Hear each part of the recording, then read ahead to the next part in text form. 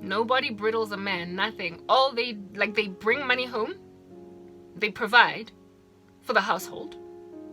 And so because of their ability to provide, no one gets to stand up against them. The Bible says the love of money is the root of all kinds of evil, and many who have wandered after it have pierced themselves with many pain. The love of money amidst these very poor people has made them throw their daughters to sharks, irrevocably, with no avenue of escape for them. Hello, please like, please comment, please share and share and share and share, and then please subscribe. Thanks. A man must be endured no matter what. Just the fact that I am taking advice from rural women, basically this whole Christian community on the internet, that I back in the day would have been like, girl, you are whipped and you're gonna get hurt. This guy's not coming back. He's never gonna love you. Move on. Know that God would never put you in that situation. Yeah, the very same women that I used to look at back in the day and say, you're foolish. How do you let men get away with so much murder? I am now listening to them being sobered by a bunch of women that take rubbish from men. And I'm sitting where I'm sitting, taking it. Hey, are you feeling reached by my content on YouTube? If so, you might be interested in checking out my tweets as well, alongside reading my content on my WordPress account, alongside checking out my shorts on TikTok. They're all in the description box below. Please enjoy the next coming content. Bye.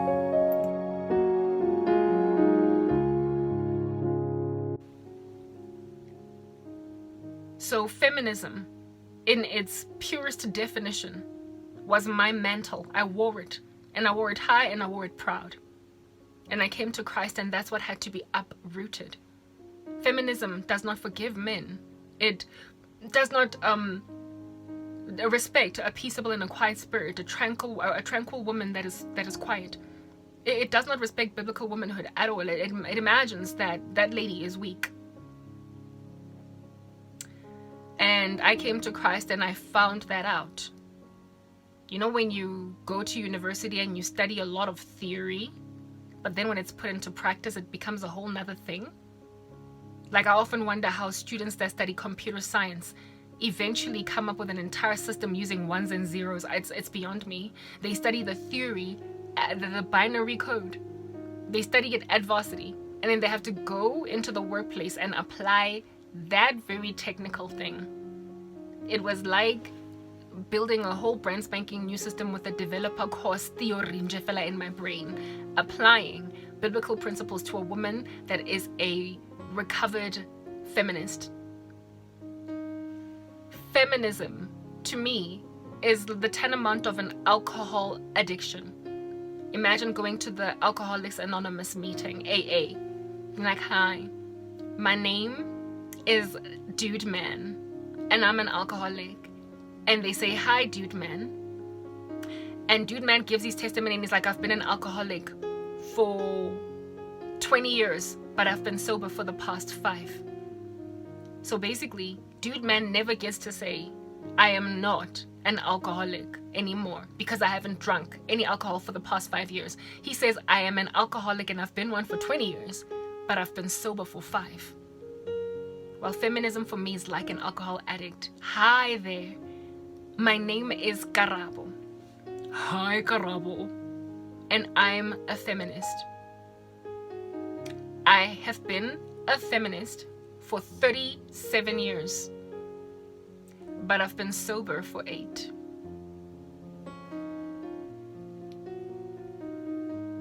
But every so often I relapse. Every so often I'm thirsty. Every so often I want to take a drink because I'm stressed. You know how an alcoholic, they have triggers.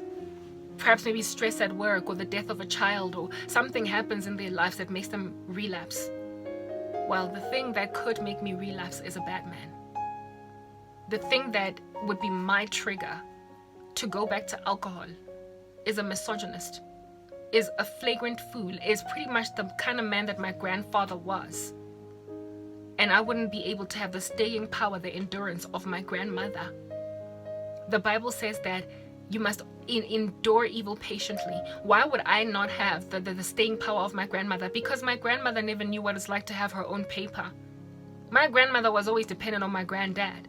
My grandmother, even the business she started, eventually selling like my kip and beers and whatnot at her house, was because her husband was dying. So she had to find a way to make money. Otherwise, before then, he was paying for everything. She was also a seamstress, but it wasn't bringing in nearly as much money as what my grandfather was bringing in. He was the one that was paying for the brick and mortar structure, the food, the everything. My grandmother could not make ends meet at all without my grandfather. I, on the other hand, had an entirely independent career that was thriving. My last boyfriend, I earned more money than him. I had my own life running, and it was still going to run into heights. Heights, do you understand? Massive ones. I know what it's like to take care of myself and so not have to take a man's nonsense in my stride. Old habits die hard. It's a different ball game. So, whereas women of old, or those poor women presently in Africa that don't know any different, they don't have the training in independence, they don't have schooling, they don't have, if they do have schooling, really, they just end up at a party, they always hit brick walls, and they rely on men for their everything. Women like my aunt, who doesn't even have a matric. Those women can endure a really bad man and take it in their stride, and if he acts a little bit better tomorrow, she will feel like that's enough, that's all I need. But once you have already made a person taste a certain thing, goodness gracious, it's like having sex, guys. You know how when you were a virgin, you didn't like miss sex. You weren't always thinking, ooh, when was the last time I got some? And then you went and broke your virginity, and all of a sudden you had this like addiction, this insatiable desire to make sure that 6 months don't progress. 3, I was watching something on YouTube the other day, and some woman was, not woman, but man, was complaining about how it is that they haven't had sex in 6 months. I was like, 6 months?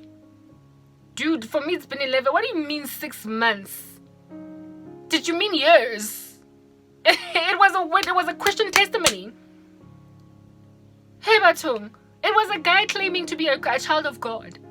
He was crying about not having sex for 6 months. And I was like, dude, I've been out here in these streets rolling around like a tumbleweed in the desert for 11 years. What do you mean 6 months? That's the thing about the world. That's why people hop from relationship to relationship to relationship. They don't have sex in just a few months. And then they're like, yo, it's hard. What does that? How can you be a virgin from the age of 0 to 17 and not miss sex once? And then the moment you have sex, you all of a sudden feel like, oh my goodness, if 2 months went by, it would just be bad. It would be a disaster. Like a tsunami. 6 months? Dude, you were pure for 17 years. You didn't miss it for 17 years. You got ravenous, like, hormones about 7 years ago, because you started to get into teenage years, and you became a prepubescent, and then puberty like haywired your hormones. And so in 7 years, you were able to still hold out. You didn't miss it, despite the hormones of puberty. And then you have sex, you break your virginity, and all of a sudden you feel like 3 months from now, if I don't have sex, I'm going to lose hair. Really? It says a lot. It says that premarital sex, where it is that you arouse love before it so desires, is a demon that comes inside you, that comes in precisely because you had premarital sex, and that makes you feel like you have to keep doing it. And so you have more and more partners, and so by the time you marry your husband, you've had 7 guys, 10, 12 guys. Whereas you were able to stay a virgin until 17. So you can see then how it is possible for women who have never had sex all the way up until they're 28 to be okay. They're not dying. It's because they've never opened that portal for those demons to come and lodge in there. The moment you have sex, you gain an addiction. So feminism, any kind of bad issue that you had in the past that is ungodly, is also like sex. Anything that you get trained is like sex. The moment it's in your body, it just becomes kind of impossible or hard to not be with it now. Even those of us who went chaste after coming to Christ, but you've fornicated before, you've had sex before. I believe we are more under attack by demons of temptation unto that end than people that have never had sex ever before. They are able to hold out a lot better.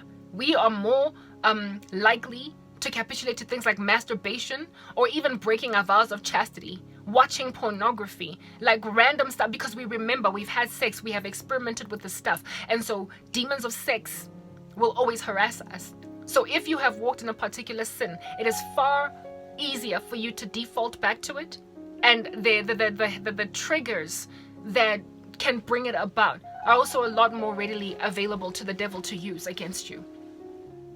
So feminism for me was sparked largely by my independence. Making money in and of itself was not problematic, but adopting world ideologies was the problem. I ran with them. So I gave men attitude. I was a bobblehead. You know, whenever I spoke, my head went like that, like a bobblehead.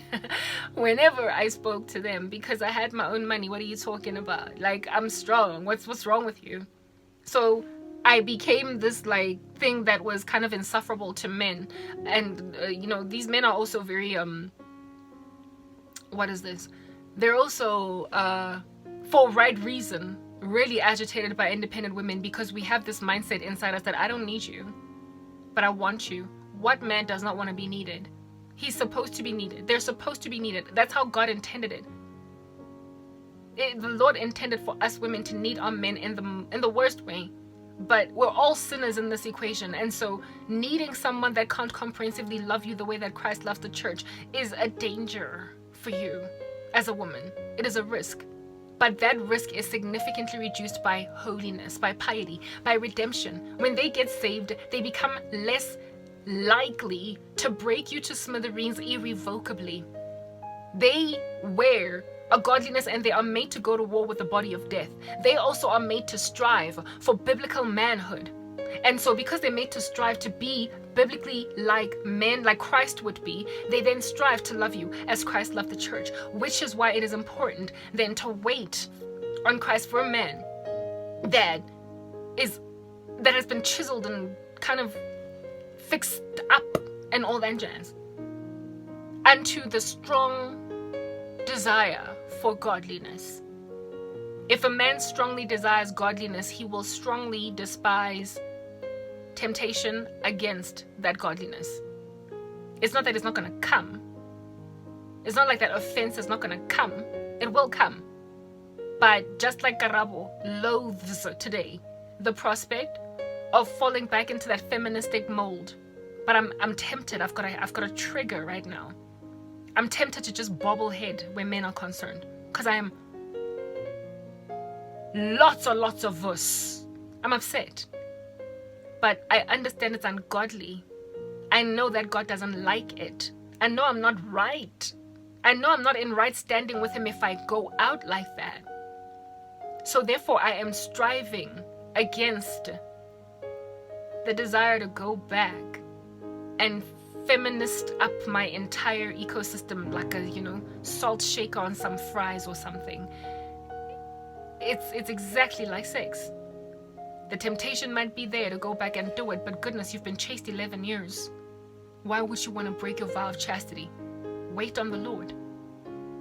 You literally sing, I just can't give up now. I've come too far from where I started from. Nobody told me the road would be easy, like you just can't give up. Sins, when we walk in them, are like an addiction that we have to keep on going to the NA meeting for, the Narcotics Anonymous meeting for, to talk about it, you know what I'm saying? And say that, look, I'm a fornicator, and I've been a fornicator since I was 17. I mean, can you tell that I was like describing my own story there? First time I had sex, I was 17. I'm a fornicator. I've been one since I was 17, but I've been sober for 11 years. I could default. I could fall. I could. The temptation is rife, it's rich. I recently come from being very heavily attracted to a man, and I couldn't stop thinking about sex with him. It was just running in my mind, and I was like, God, like, is it gonna be like this with my husband? The same dude, by the way, that I'm prodigal sonning right now. I was like, before marriage, is the desire for sex like, is it like this for every Christian? Is it like this for every believer? Like, is it so poignant, is it so potent that you feel like you can't even hold your horses? Like, you feel like you can't deal, you feel like you can't stop yourself, you know? Like, you just want to get like, why am I so brittled, overwhelmed with lust? Like, it's literally through the roof, astronomical. But when there were no romantic feelings in me, because I was not at that stage, you know, actively engaging with anybody romantically, I was able to be okay. Like, my body was not being shook.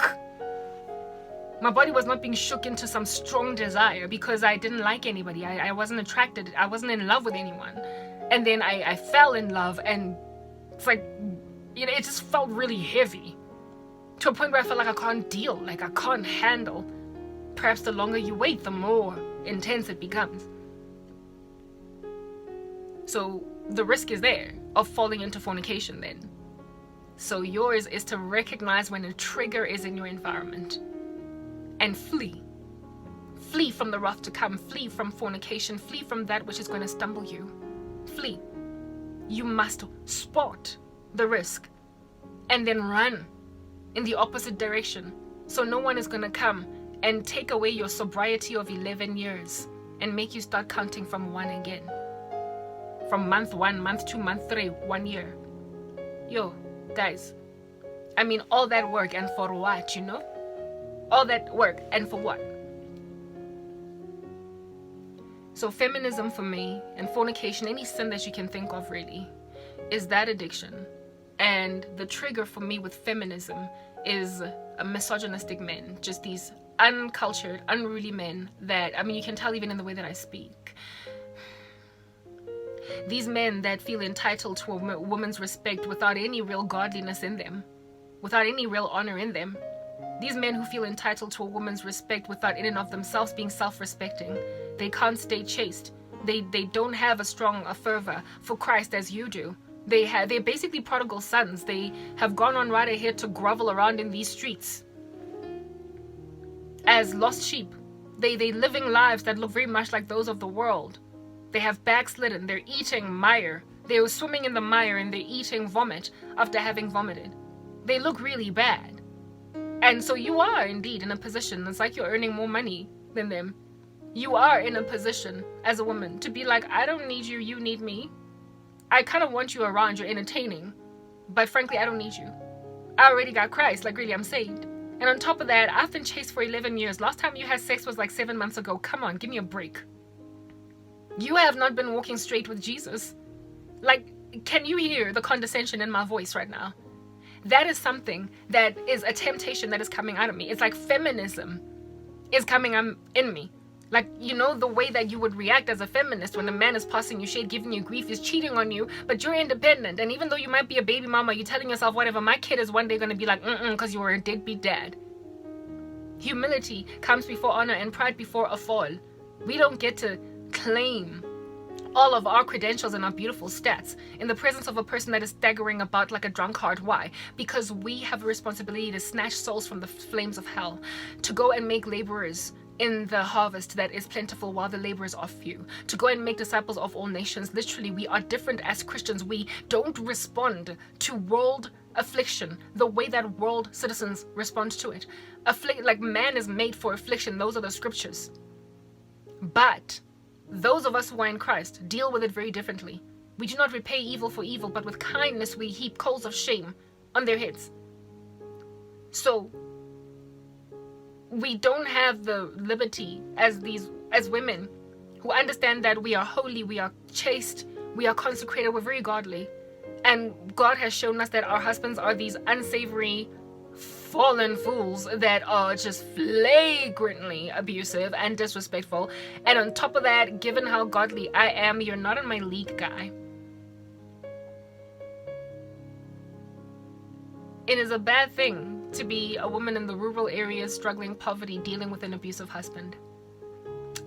But it is also a bad thing to be an independent woman that does not accommodate any man at all.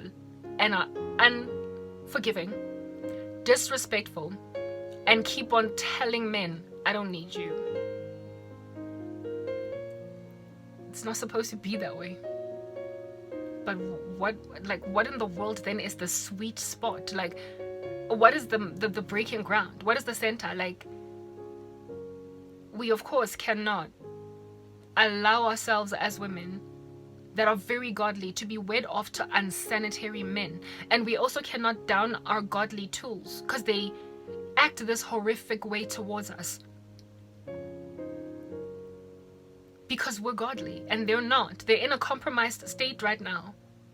And so they're treating us like rubbish. But the Lord says, the Lord is saying, hold on.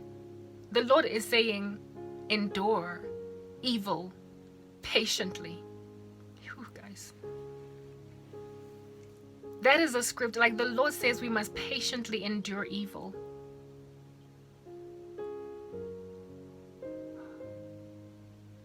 So basically, God, are you saying that I have to keep on groveling at the feet of this dirty guy? You won't let me go. You won't bring me someone ready-made? For real? Is that what we're doing here? I deserve a godly man because I'm godly. You know. Father, I've been praying. I've been fasting. It's been a minute. He's the one that ghosted me. He's the one that has fornicated just 3 weeks ago. He's the one that's busy trying to go and grab himself a worldly wife because a godly one is too much work. He is the one that I apologized to for whatever errors I might have had in this equation. But he wouldn't reciprocate the apology. He's the one that won't meet me halfway. He's the one that is also into sorcery. Like, how in the world does he call himself a Christian while he's busy hookah chaka at a cauldron? How does that work? Exactly. He's the dirty one here. And I tried. I did. Like, I prayed for him. I told him I love him. I told him he mustn't worry. He mustn't be insecure that I am here and he's here. Because I'm going to help him get there. Because I'm a helper suitable. He mustn't be scared that I'm going to skedaddle on him. Because you've given me a supernatural love for him. I am trying to show this guy that when God moves, it's God. But he doesn't have faith, you see, God. He doesn't have faith, this guy. He doesn't believe that a woman like me can be determined for him because you supernaturally move me. Him only. You have made me adore him to a level where I would toil like this despite not wanting to come and talk. I'm trying to tell him that what God has put together, let no man separate. And so I'm not going anywhere. I'm not going to do anything strange here. I am the godly one. I'm trying to help him understand that I'm so godly that the likelihood of me cheating on you is very low. So your insecurity, where does it come from, guy? God, I don't know. This guy knows that I'm godly. I've been chased for 11 years, God. And yet he is scared that I'm gonna go out on him after we get married. He thinks I'm gonna be quick to go and declare divorce or cheat or me. I mean, how does he nyatsa me like that? How does he undermine my godliness like that? How in the world does this guy not believe that I am too godly to ever do that? And what in him makes him think that I would be so desperate as to be with someone like him? Because look at how fallen he is. Why must I khotlela dideng? Why must I khotlela that guy? Me. Yeah. I woke up this morning with that prayer temptation in my heart. I woke up this morning with a desire to let go. Like I spoke earlier that I was agitated, that I was irritable, that I just had this gnashing of teeth, I was growling. And the thing I was growling at is the fact that I am way too good at goodbye, or at least I was before coming to Christ. I don't grovel at any man's feet. If he doesn't see what he has, I go, I step, I move. This is not who I am. I'm not used to this level of struggling with some random guy. Why would the Lord allow me to struggle so much, nyendoda? Yeah. For me, this morning, I wanted to change the reason I'm fasting. I came here yesterday and I told you guys why I'm fasting. I was like, it's for the prodigal son. I'm noticing so many Christian women are busy talking about this point. And then this morning I was growling. I don't want to talk about this guy. I don't want to talk about some random dude that's currently eating food out of a dustbin because he doesn't want to go home and eat food out of a plate from his daddy's house. I had a very snobbish, feministic heart. It was a trigger. It was a trigger. It's my trigger and the devil knows it. The thing that always in the past made me be like, the thing that made me a bobblehead in the past. Satan was like, I know exactly what it is. Some arrogant dude that doesn't even deserve her. Some dude that does not add up at present, but that nonetheless is really very entitled. If I can just flail that flag in her nose, I will raise a beast from the dead. I will make a sober woman drunk again. I will bring feminism back. I will make her realize that she is bigger than him right now in her piety. She is godly. She has got greater currency than him. She has more holiness. She has a better right standing with God. She is in a position to pray and have her prayers answered. She is not walking in any kind of random compromise, and so she can tell him, I don't need you, and I am not going to invest all of my fasting energy on you. Do you know who I am? I am Chimamanda Adichie. I am one of those African women that didn't have to sit out bad men. I am a progressed one. I'm the different one. I'm the exception to the norm. I am not the kind of woman that you can travel across the oceans for, to marry because you like them weak. You know, the kind of African women that I am are so frustrating.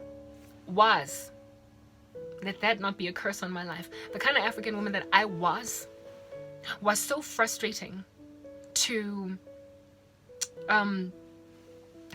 men back in the day, that they were prepared to go to the rural areas to find wives and then bring them to Johannesburg, bring them to the urban areas.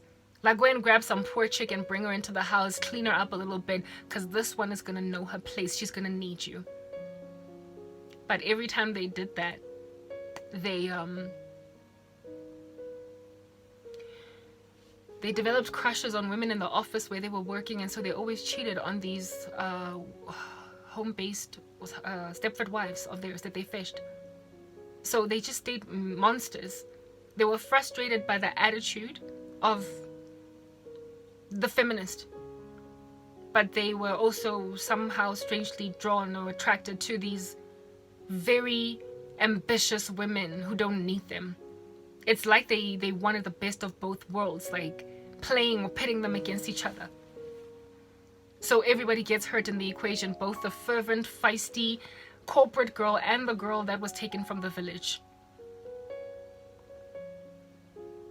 Therefore, men from the international community sometimes look at African girls the same way that men in my ecosystem in the office where we worked who would go all the way to Rustenburg to fetch Maloe, to go and fetch tuku wearing girl that wakes up early in the morning just to sweep the yard.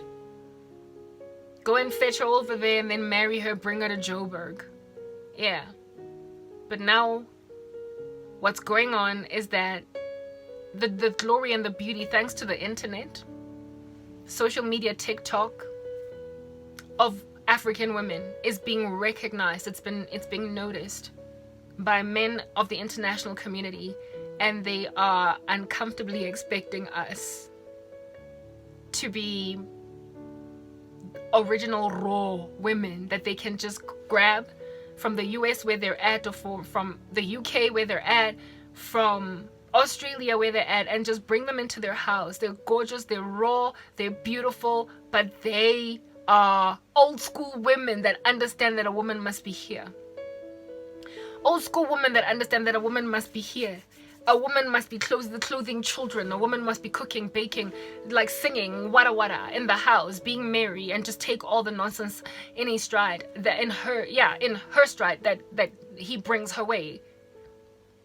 They look at African women on social media and have this idea of Africa that is entirely accurate. But what they don't recognize is that if at all a woman is on social media uploading things with internet and all onto TikTok, she is highly unlikely, so African, barren, poverty-stricken, that she would take any nonsense in her stride. Remember, I told you that if you're freezing at a taxi rank in the morning at Brie to go to school, you don't qualify as unlucky because you're taking a taxi to school. You don't qualify as unlucky because you have the ability to take a taxi to school. I'm speaking about people who have no access to transportation, no access to running water, no access to good infrastructure, no access to internet. So if at all there is a TikTok uploaded of some gorgeous woman doing some impressive TikTok, like, you know those ones in Nigeria with the slow motion dance, like what?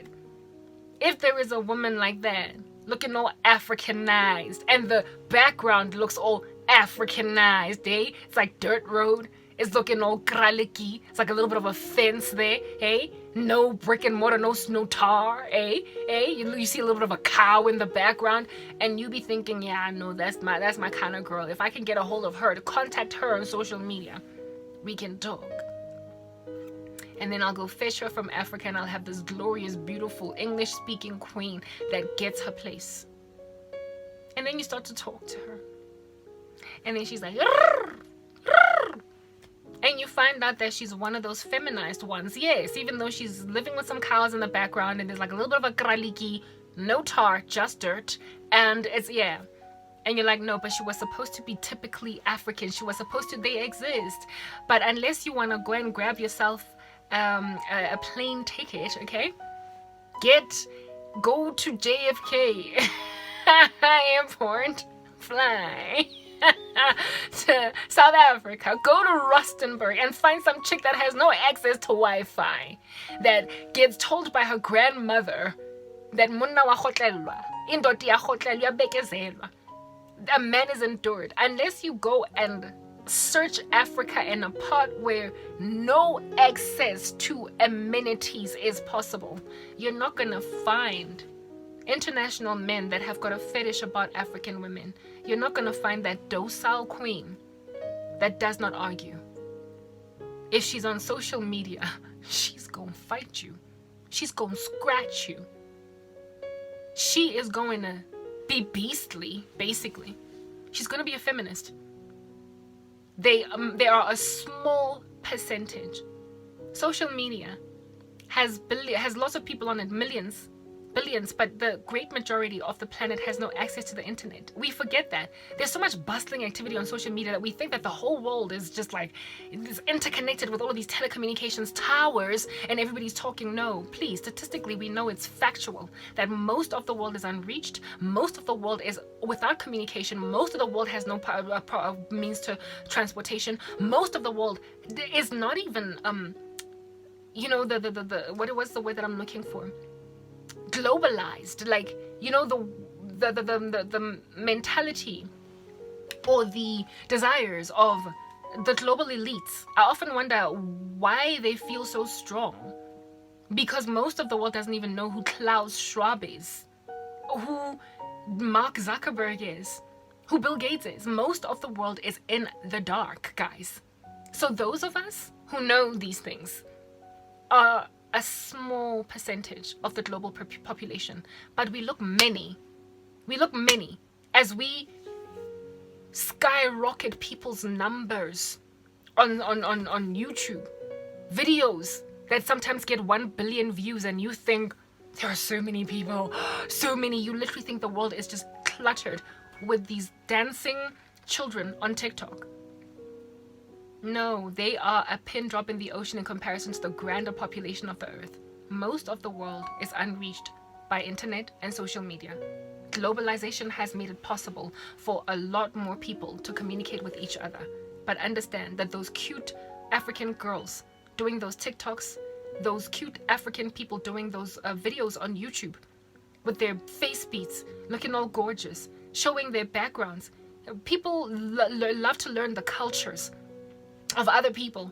So if you come from Africa, you will know that there is a market and a niche on social media for showing your Africanness or your African background or your African lifestyle. So you find a lot of these African ladies happy, even though they generally would not be found caught dead in their own neighborhoods, wearing a dug, wearing like just nothing but a little cloth around their waist, even though they would not be caught dead with that out in the market, out at the store. They will come to social media looking like a typical African makoti, carrying things and, putting things on their heads, like buckets on their heads, in order to show them an African life. Hey guys, social media is full of liars. She will come on social media looking like scruffy first thing in the morning, wearing a dug. And you will look at the background and the environment and be like, oh my goodness, that is raw Africa right there. But this girl will not go to literally as close as this Paza shop. She will not go as close as her next door neighbor's gate without putting on some gentrified outfit, some Nike sneakers, some tracksuit pants, and like touching up her face, making sure that all the the hardened bits of tears are out. Like she will put some lipstick or anything. How many of you have seen me in my videos recording, wearing my face masks, my doogies, my whatnot, and then if I record out in the world, if I record out in the wild, basically, if I record myself going to the mall, do I not look like any good old-fashioned regular Australian, European girl, black girl that's chilling, however, that's living in Europe or in the US? I will fit in like a hand to a glove if they took me from South Africa and just put me slap bang in the center of Chicago. But when I am busy looking all African, waking up in the morning first thing, and I'm washing dishes and I'm looking all like, homey, I'm looking real rural. That is what I record, and that's what I put on social media, and that is what people buy. It's what people buy. That is not something that I would never leave the house looking the way that I look in the morning when I wake up, but I am happy to record it and share it on social media. So the fetish then of the Africanness and the rawness of African women, especially the ones that present themselves in their African backgrounds, guys, they are just a bunch of snobs that in and of themselves have been hugely influenced by Western culture. So you will be surprised to find that she's very similar to the girl next door. Because the world, globalization has made it such that we're becoming one another. Where we're intricately getting woven into one another's cultures, such that rarely ever will you find a person that has access to media that is not like one part Asian, one part European, one part American, one part African, one part Australian, one part Antarctic, like one part, like you get my point. Like we are a combination. If you want a raw Africa woman, you're gonna have to get out of wherever you're at, take a plane, and literally visit deep, hidden, uncharted territories.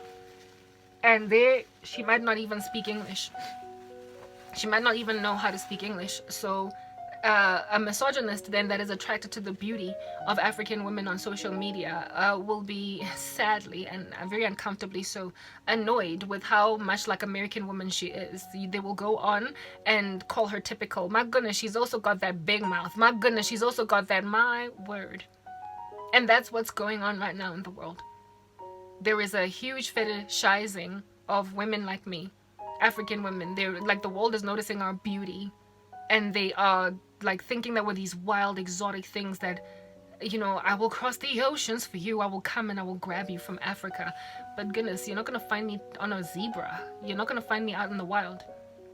I'm gonna be living a life that is very similar to the girl right next door to you, and that's gonna annoy you because you were looking for something different.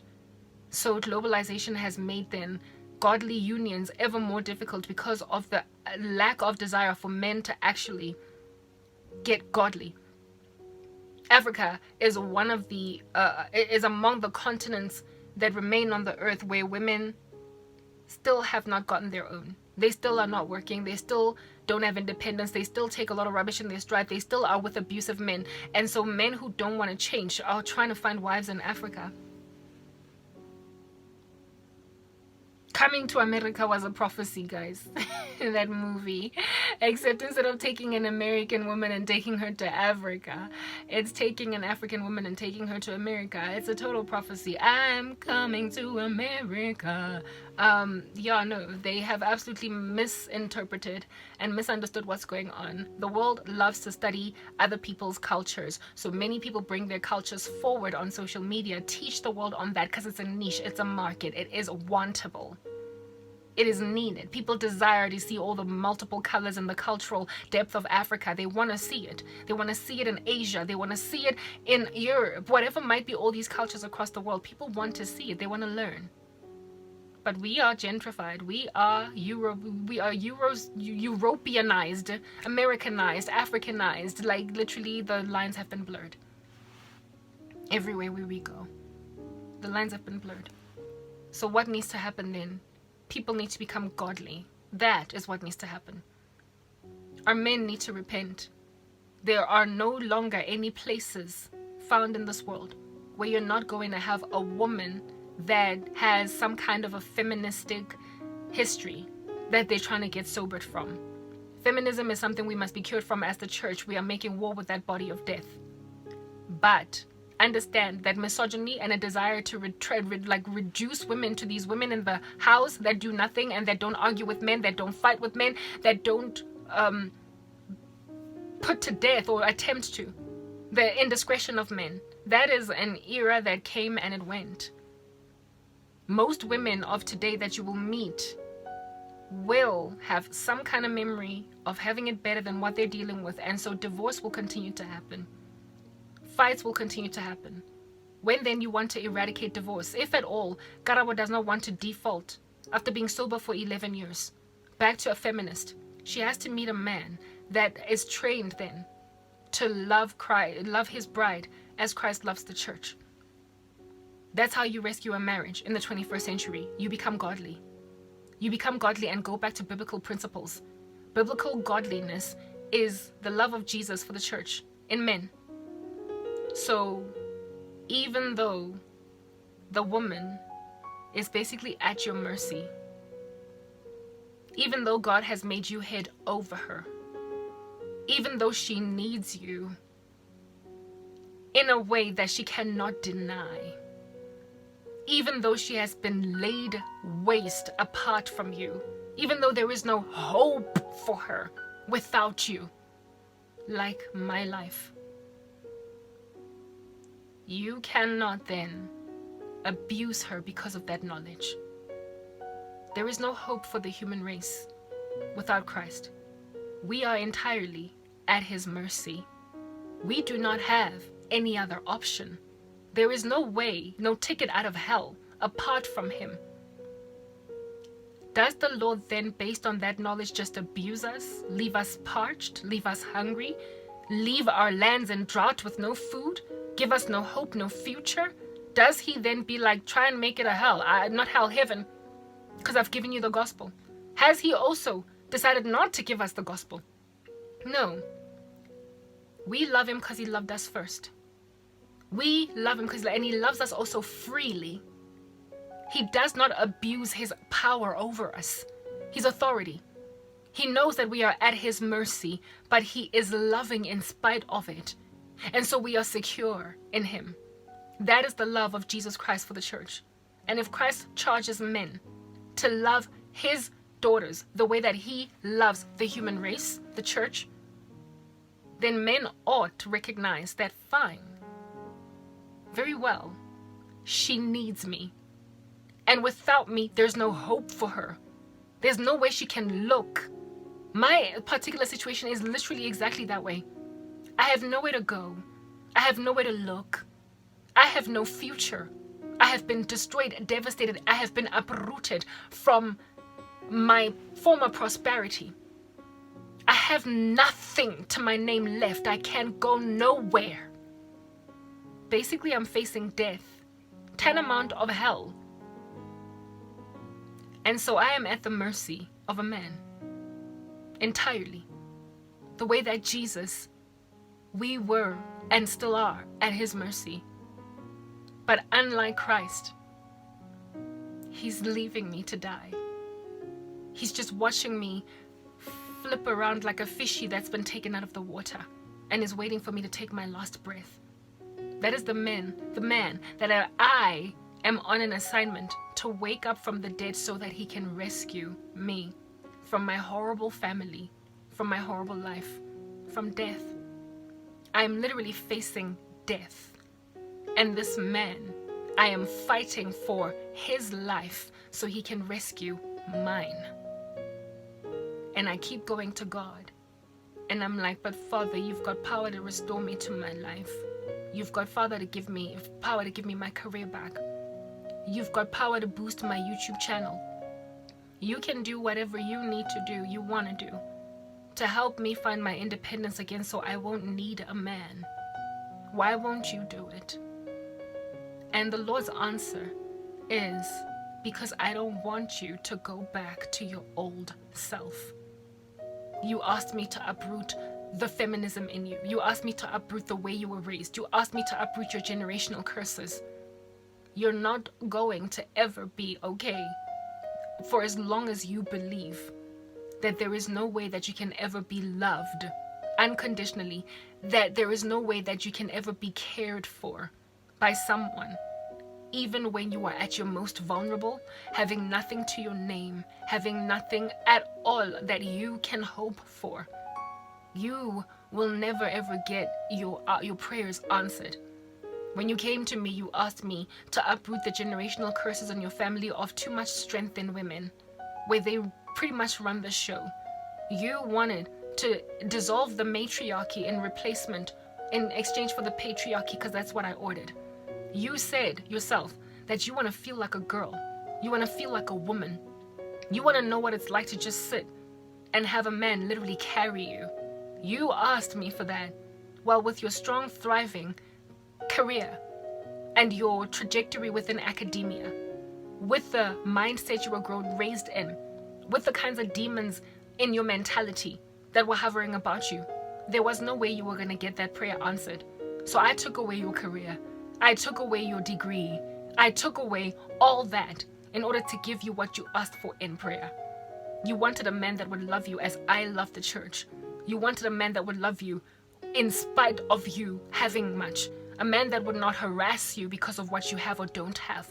A man that would just take care of you because he knows that's his duty. And one that would also stay faithful to you, that would love you. You asked me for a God-orchestrated romance. Well, I made you a Cinderella. That is how you're gonna get this done. Because knowing you, knowing your issues, knowing your curses, you are never gonna be able to let your power and your strength go for as long as you had money, for as long as you had your degree, for as long as you had all that strength. You were never gonna relinquish to a man. And so a man was always going to be ambivalent in your presence. He was always going to struggle to serve you in the way that I charged him to.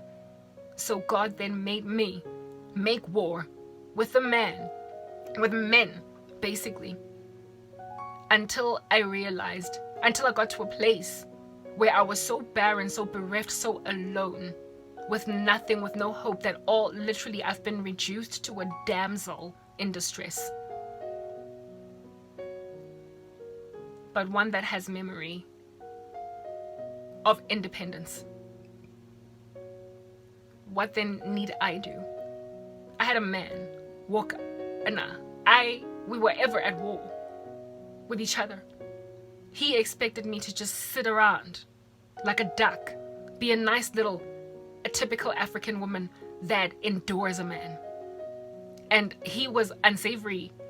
He was unsanctified entirely. He was not pious. His walk with Christ was withered down. And I highlighted this in him. And he hated every fiber of it. He just wanted me to take him with all of his godlessness. And that's just the thing.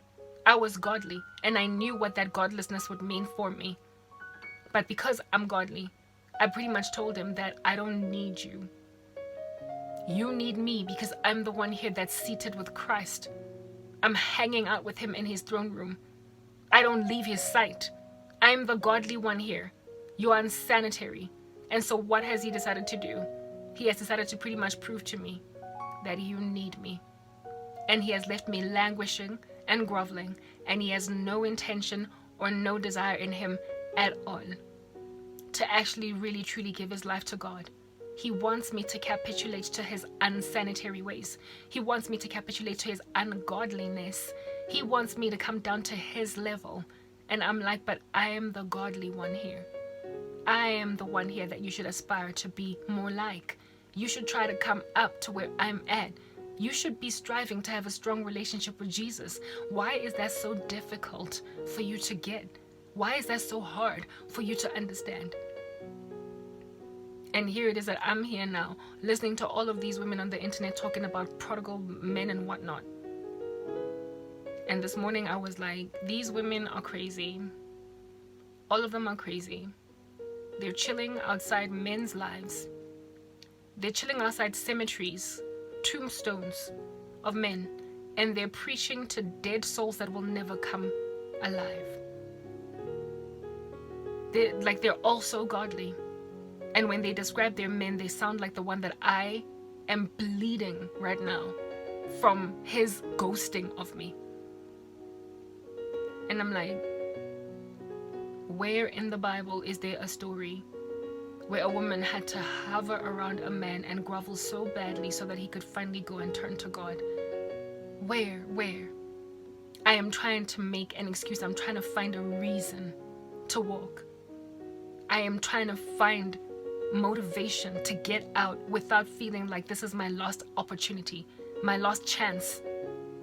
I'm fighting for my life by fighting for his, when I know that God has power to save me. But if he doesn't save me, then that means he is making me save him so he can save me. So if this is how I'm getting my answered prayer, then I guess it means I have to accept that I am not who I used to be, and that I don't get to tell a man anymore that I don't need you, because frankly, I do. It is so hard for me to say this because of what I come from. I'm an African woman that is among the lucky. So I'm like Chimamanda Adichie. I get quoted in Beyonce's songs for my very poignant feminism. That is the kind of woman that I would have become, but the kind of woman that I asked God to take out of me. And what is taken is for me to be left barren, bereft, and alone for years, with no one coming for me, to basically accept the counsel of those women in the village who say, "Ana o tlo ya kae? Monna wa kgotlellwa. O entseng? Ke eng e o e buileng e mo entseng o ra go shape?" I am having to listen to women in my village tell me, "What have you done? What did you say to him to make him beat you up? What did you do to make him cheat on you?" A man must be endured no matter what. Just the fact that I am taking advice from rural women, basically this whole Christian community on the internet, that I back in the day would have been like, girl, you are whipped and you're gonna get hurt. This guy's not coming back. He's never gonna love you. Move on. Know that God would never put you in that situation. Yeah, the very same women that I used to look at back in the day and say, you're foolish. How do you let men get away with so much murder? I am now listening to them being sobered by a bunch of women that take rubbish from men. And I'm sitting where I'm sitting, taking it.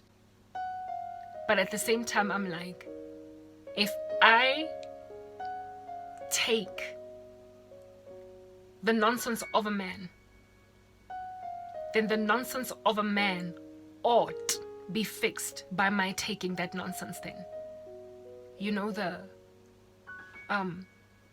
scripture, a peaceable and a quiet spirit which is precious in the sight of the Lord can win your husband over for Christ. If at all, this is a God orchestrated, God ordained romance. What should happen is that this man should become godly, so that my peaceable and quiet spirit will not put me in danger of abuse, of murder, of emotional torment, of post-traumatic stress, of neglect, of abandonment, of being ghosted, of gaslighting, of reverse psychology. If at all I get over myself, then surely the Lord must have seen it fit to make him get over himself. So the coming together of me and this man, if at all it happens, should bring a woman that has been made to put her tail between her legs with a man that has also been made to put his tail between his legs. An exchange where I get over my feistiness and my insistence that I don't need you. But he also gets over his ungodly ways. Because a woman that accepts biblical womanhood is in a great deal of danger in the presence of a man that is still very worldly. It's like a man that comes from the United States to fetch a bride from Africa because he's expecting her to be docile and quiet. But this time he won't go be dealing with one that go speak many language the way she gonna tell him off. Literally, you find yourself an even feistier one than the one you found in the US. My prayer, therefore, is, God, if I must fight for this man, if this fast then stays with the same agenda, if at all the reason why I'm fasting will remain the same, then the outcome of it, if this man is my husband, this is my confirmation plea from God, that if by the end of this 21-day fast, this man is not godly, so that I can stay godly, so that I can overcome the Chimamande curse, so I can overcome the feminism curse, so I can overcome the desire to say, I don't need you. Don't you see I'm godly and you're not? So I can get over myself. If at all this man is my husband, do not let me wait forever, linger. Continue to rap on, because you know I come from another prodigal son I tried to rescue and it didn't work. I did it for 2 years. Don't let me linger in this for 2 years. If I must fight for this man, then he must come around by the time my fast ends. That is what I'm asking God. That's what I'm fasting for. I'm fasting for the fact that I am reaching literally only the second day into my fast. I'm waking up to realize that I have some things that need uprooting. Like the fact that there is a what do you call this? A trigger that can bring back feminism in my body. That can make me continue to be like, hey, don't you see why I'm great? Don't you see what I'm about? Read my stats. Come on, go and get educated before you come into my life. That is what needs to be taken out of me. If I can come to that conviction, if I can basically meet him halfway, see where he was coming from, then he should also come around too. He should also come around too. And if he hasn't come around by the end of this fast, then Father, give me the freedom I've been asking for. Give me my channel. Let my channel grow. For now, I'm busy uploading these videos on YouTube. They're getting 1 or 2 or 3 views. The only person watching my videos are likely him and 2 or 3 other people. So, since I'm not going to be getting any movement on my channel at all, because clearly the Lord does not want my channel to move, it's not because of witches. I'm overthinking that witches are holding my work hostage. I'm a Christian. Witches can't hold me any way that they want. So therefore, I'm fasting again, 21 days. And by the end of this fast, Father, if this man is not back to rescue me like a Cinderella, then please give me my channel, because I don't want to die like this. I don't want to die in obscurity alone with no ability to move. So essentially, this man has been given 21 days of mercy, where in this time he can come back at any given moment, and I will take him back insofar as he has put his tail between his legs. He knows who he is. I will wait for you. I will wait. I already said this before in my last 21-day fast, but back then I had yet to realize that perhaps I had my own issues that I had to overcome too. Now I know what my error is, and I am striving to stay biblically woman. And I am happy to wear that peaceable and quiet spirit that you longed for enough to try and get a woman from Africa because you were tired of the ones in the US. I am happy to give you your African fantasy insofar as you will give me my godly man fantasy. I want a man that's going to love me. A man that's not going to be intimidated by my gifts, by my talents, by my intelligence. I want a man that's going to understand that I've been given everything I've been given in order to help him, and that's why I'm where I'm at, and so therefore I am only but an iota in comparison to what he can be. A man that will believe when I say these things, that I'm saying them because they're coming from God, and a man that is not going to go and accuse me of potentially cheating on him in the future because you're so insecure in yourself right now that you don't see how I could stay with you once my life comes back together again. I'm tired of the middle class. I'm exhausted with all of these classes people who don't know how to think, who don't know how to serve the poor, who don't know how to aid the needy, who don't know how to take care of children. I come from the middle class, and it has made me vomit. It has made me queasy. It has made me nauseous. Therefore, I am not the woman I used to be. I am not as shallow as I used to be. I am born again now. And I don't leave men for other men. It's not what I do. So especially now that I'm in Christ. Therefore, I am saying now that all of your accusations of me are embedded in pride, and they're embedded in a low-key understanding that they're frankly nothing but accusations because you're trying to make yourself like accept or get over me. You're trying to make yourself find a solid reason in yourself to walk away from something that you have never under heaven experienced in your life before. You are trying to find everything that you can pick at possible. You're trying to find it in order to basically comfortably move on from me. And you're not succeeding. You're not succeeding.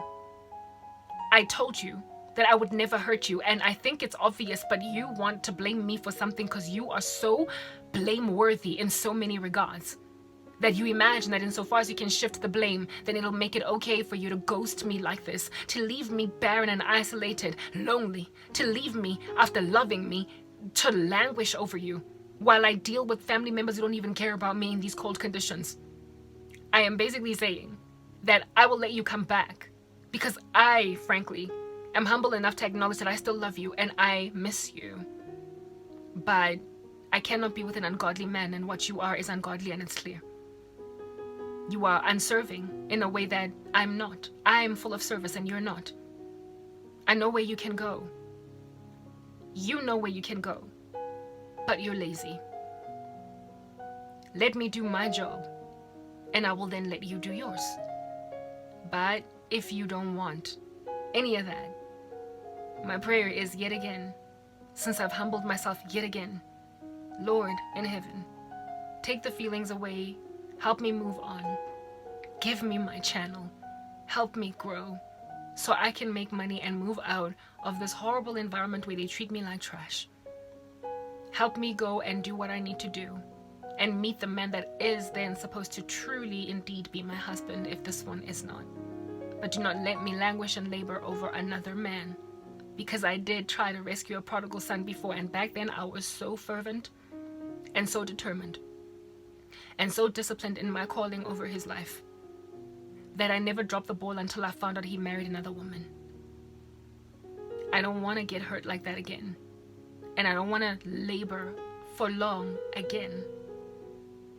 So I have given a fleece to God to put dew on it like I'm Gideon, within 21 days. 3 weeks. I'm on my second day.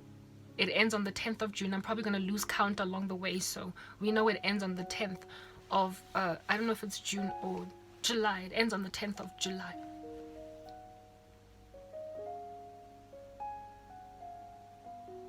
That's pretty much it. These women make me feel like they're so naive. But at the same time, I feel like I'm too cynical. And I don't want to be that girl. I will work on you only because I've been inspired by a bunch of women on the internet.